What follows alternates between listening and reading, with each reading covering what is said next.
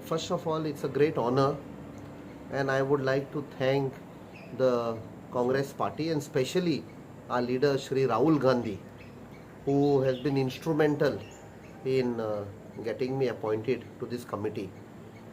Because generally this committee, or defense committee, is made up of only very senior parliamentarians, and I am a first timer.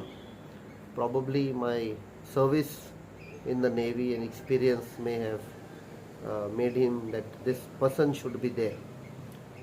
So it's a very critical duty to undertake as part of the defense committee, because the entire defense of the country is where we will be discussing the needs of the armed forces, different policies, short-term, long-term policies, because that will define how the country is going to go ahead vis-a-vis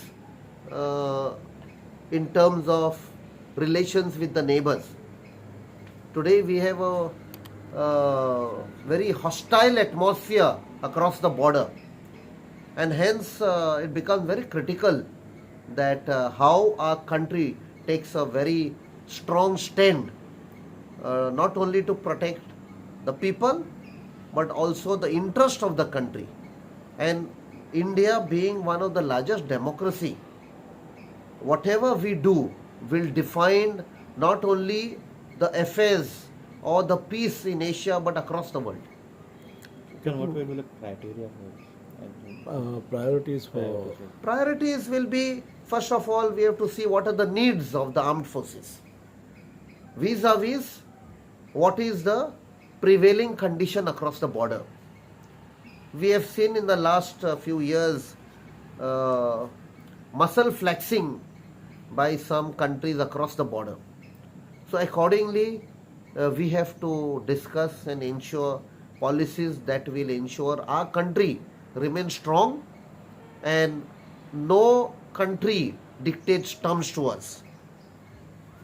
We have to also know that whatever or howsoever strong we are, it will only ensure that peace prevails inside the country, and that will give a boost to economy of the country.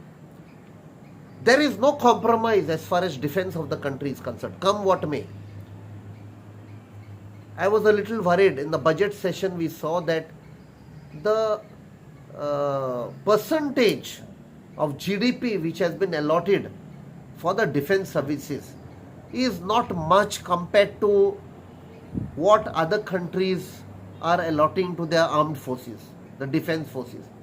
So we will be pushing for grants, additional grants, whatever the demands of the armed forces are. Having been part of the armed forces, I will ensure to convince the other members of the committee that we cannot compromise on the defense of the country. Whatever the armed forces are demanding and requesting, we have to give it to them.